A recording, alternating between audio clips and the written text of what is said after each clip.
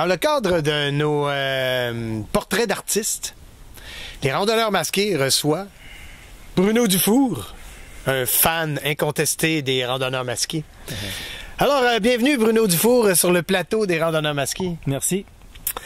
Hey, nous autres, là, toi, t'es sculpteur depuis longtemps. Tu pourrais-tu un peu nous conter c'est quoi qui t'a amené à la sculpture, finalement? C'est quoi qui m'a amené à la sculpture? Ouais. C'est la sculpture qui m'a amené. Ah, c'est la sculpture qui t'a amené? Ouais.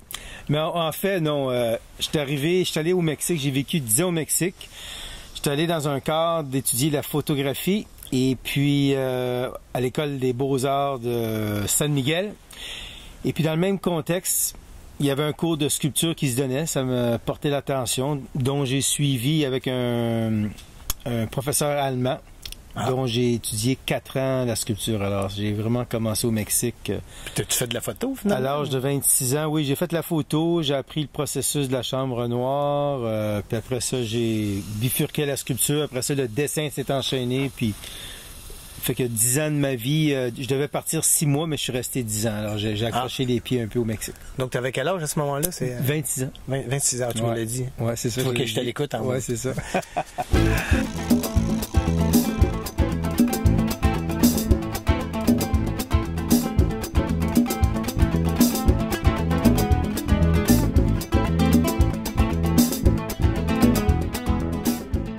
Ça, c'est dans quelle année? En quelle année, ça?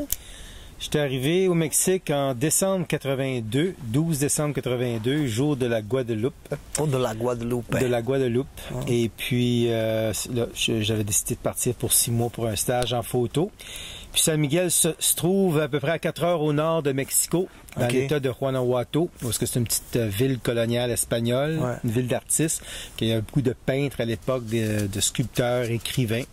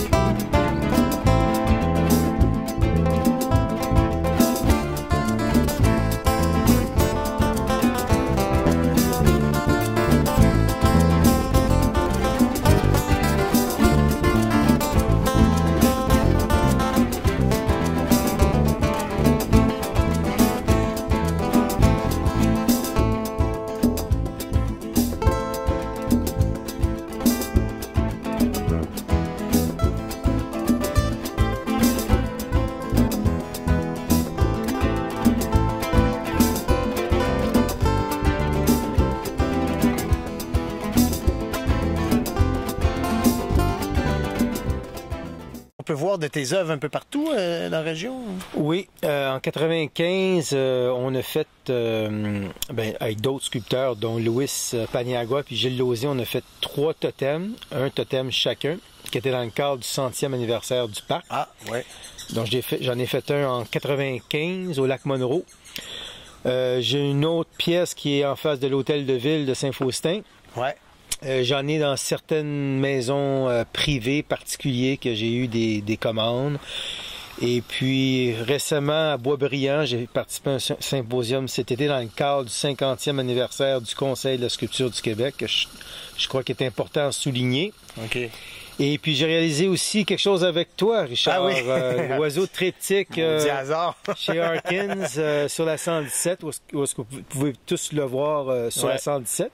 On vous invite d'ailleurs à aller descendre la 117 puis regarder l'oiseau triptyque chez Harkins Construction. Oui.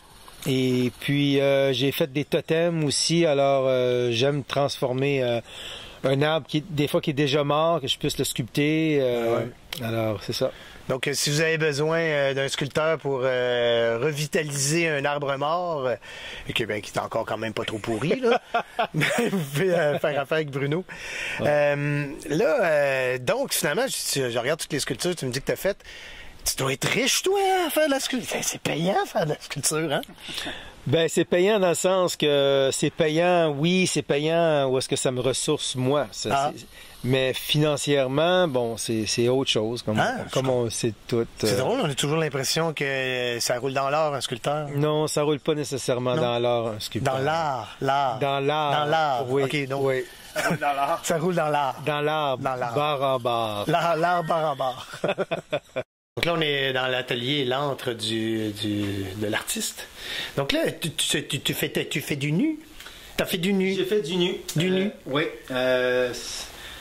À Montréal, j'ai fait des ateliers de modèles vivants avec le sculpteur Tino Petroncio, d'origine italienne, new-yorkais.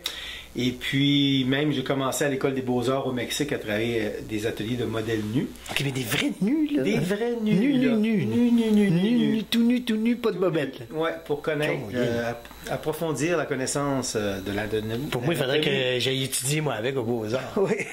Donc, comment tu fais ça, toi? C'est quoi cette affaire-là? C'est une sculpture moderne, ça? Ça, c'est ce qu'on appelle une armature. Et puis, une armature, dépendamment de ce qu'on fait, ça, c'est une armature pour faire une tête. Alors, toute une tige métallique avec une forme, un noyau, où est-ce qu'on met l'argile sur l'armature, puis qu'on construit graduellement pour que ça devienne une tête. Ça s'appelle des papillons qu'on instaure ici dans l'armature pour soutenir la masse d'argile. Pour pas qu'elle tombe. Alors, ça, c'est l'armature qu'on travaille pour une tête, un buste. Sinon, il y a d'autres armatures pour, dépendamment de la forme qu'on va faire. Puis le produit final, ben, c'est un buste comme ça qui s'en sort, une tête ou la tête de la jeune fille en arrière de vous. Est-ce que vous pourriez nous donner votre impression sur Bruno Dufour?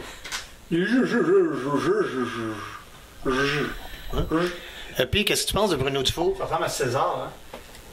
Je trouve qu'il est assez fin, mon créé. Non, Caroline. Puis toi qu'est-ce que ça... On a failli avoir ça live, hein, moi. C'est drôle, j'ai pensé à ça, que tu étais peut-être pour la prendre comme ça. OK. Ça, c'est une sculpture que j'ai réparée. OK, c'est réparé. OK, ouais, c'est réparé. Okay. Réparé, t'as manqué la réparer. Bon, ben alors, on va arrêter de faire des gaffes. Donc, ben, merci Bruno pour cette entrevue. Alors, t'es membre officiel des Randonneurs Masqués maintenant? Merci beaucoup. Oui. Donc, on va t'envoyer ta carte de membre. Puis, vous m'enverrez un sticker pour que je puisse coller sur mon char. C'est ton nouveau char? C'est mon nouveau char. Parce que l'écureuil, il riait bien. Là, mais... Oui, c'est ça, oui.